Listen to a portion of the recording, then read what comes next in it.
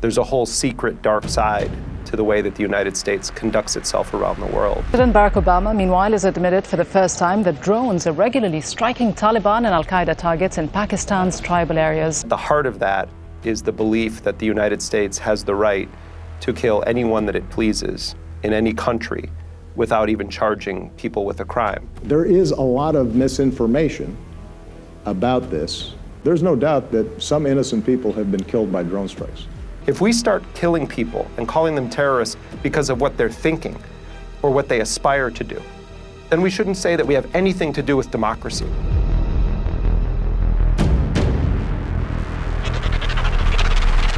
My name's Jeremy Scahill. I'm an investigative journalist. I've spent much of my adult life reporting on war zones. I've written 3 books. And the 3rd book is called The Assassination Complex. That book is the first time that secret U.S. government documents have been published describing how the assassination program in the United States works. In the early stages after 9/11, they initially had a list of people that if the United States found them, they would kill. That was around 24 people. It was 20-something.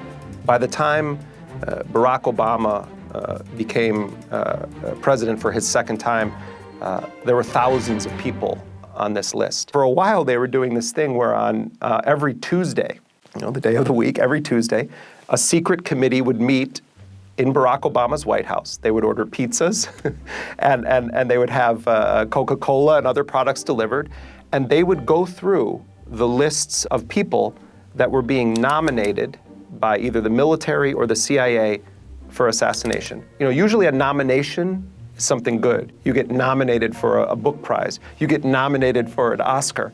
These were people that were being nominated for death. In the US, we have, kids collect baseball cards. There's football cards all around the world with, you have your favorite player from Manchester United or Barcelona or whatever, and you have a little card, and it has the picture and the stats and the history of what clubs that they've played for.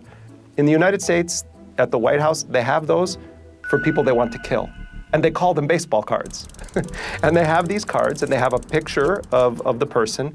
They have what they know about their affiliations.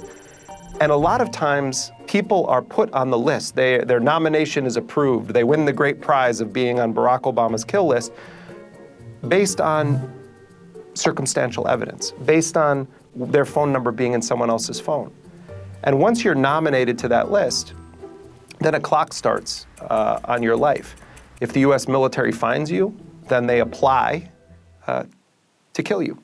The architecture, the legal architecture around the use of drone strikes or other kinetic strikes wasn't as precise as it should have been, and there's no doubt that civilians were killed that shouldn't have been. Part of the way that the drone program is operated, we call it death by metadata, because you're doing what's called tracking and whacking. You're tracking people based on their SIM card or their communication patterns, and you're whacking them based on the presumption that they must be up to no good. But in a lot of countries, a family will only have one mobile telephone with one SIM card in it. And maybe the father is someone that's connected to the Taliban. But he needs the son to go and travel 2 villages away to buy a chicken, trade a goat for a chicken, and he sends him with a phone. And this kid goes there, and he stops on the side of the road to buy fruit from someone. So his phone, the phone that this kid has, it's linked to somebody that they're watching. They think he's Taliban.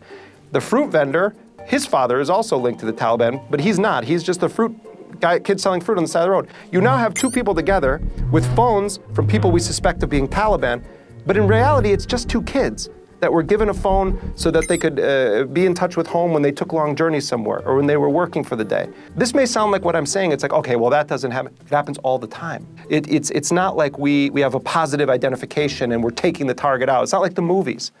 You don't know who you're killing. The person ran from off the screen around into the door.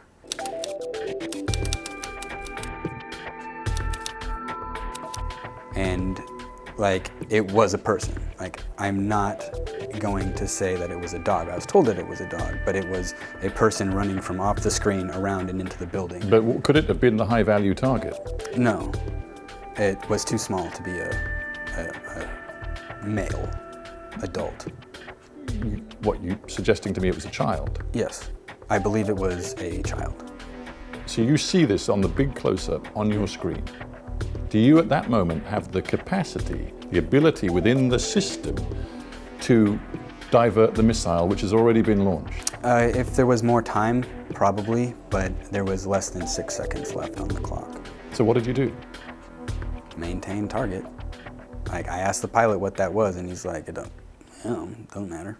You know, the word terrorist is a very interesting one. It's all in the eye of the beholder. You know, there's an old saying, it's almost a cliche, that, you know, one man's terrorist is another man's freedom fighter. I would say that when the most powerful nation on earth sends drones over a village of rural Bedouins who may have 1 or 2 people that in theory want to kill Americans but don't have the means to do it, and you make a decision that it's okay to kill 35 innocent people because you're also killing 2 people that you believe have terrorist ideas, that's terrorism in and of itself.